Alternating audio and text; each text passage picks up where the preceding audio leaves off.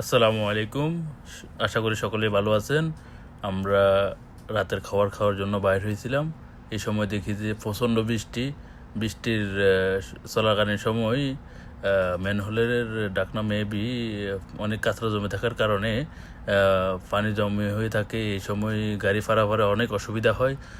অনেক গাড়ি স্টার্টও বন্ধ হয়ে গেছে ইঞ্জিনে পানি যাওয়ার কারণে। তখন আমরা কাজ করা শুরু করি ম্যানহোলের মাথাগুলো পরিষ্কার করতে করতে।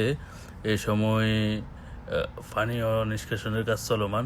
সাথে ছিল আমার ফ্রেন্ড, আবার কিছু পাকিস্তানি ভাই, সবাই মিলে আমরা পরিষ্কার করা চলমান। আপনারা পাশেই থাকুন, দেখতে থাকুন শেষ পর্যন্ত কি হয়।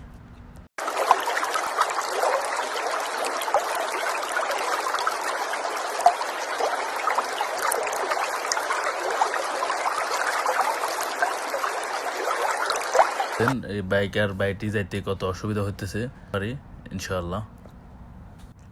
আপনারা সকলে আমাদের পাশে থাকুন লাস্ট পর্যন্ত ইনশাআল্লাহ। পানির সবগুলো নিষ্কাশন করেই আমরা। আসসালামু আলাইকুম প্রিয় দর্শক, আপনারা কিছুক্ষণ আগে দেখছেন হাঁটু সমান পানি ছিল। আমরা প্রত্যেকটা ম্যানুয়ালের জল দীর্ঘ 1 ঘন্টা ধরে ক্লিন রাখার ফলে এখন আলহামদুলিল্লাহ পানি একবারে সব নিষ্কাশ হয়ে গেছে। আমি এটা বলতে চাই, জয় হোক মানবতা, জয় হোক সকল স্বেচ্ছাসেবক ভাইদের যারা নিজের চিন্তা না করে মানুষের কল্যাণে, জনগণের কল্যাণে নিজেকে বিলিয়ে দেয় এবং মানবিক কাজগুলো করে। দর্শক শুরুতে এই জায়গায় মানে আমার কোমর পর্যন্ত পানি ছিল, প্রায় আমরা প্রায় 1 ঘন্টার প্রচেষ্টায় আমরা সফল হয়েছি। এই জায়গায় সম্পূর্ণ পানি আমরা ব্যবস্থা করছি যতটুকু সম্ভব। এই 4 জন পাকিস্তানি ছিল, আমি জাহিদ, শেখ জাহিদ। আমরা ইনশাআল্লাহ যতটুকু পারছি আলহামদুলিল্লাহ।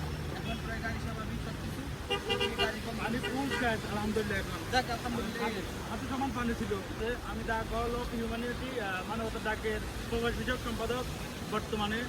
ওটা হচ্ছে আমাদের ফেনী জেলা, সোনাগাজী উপজেলার। আমার বাসা হচ্ছে ফেনী। আর সবাইকে ধন্যবাদ।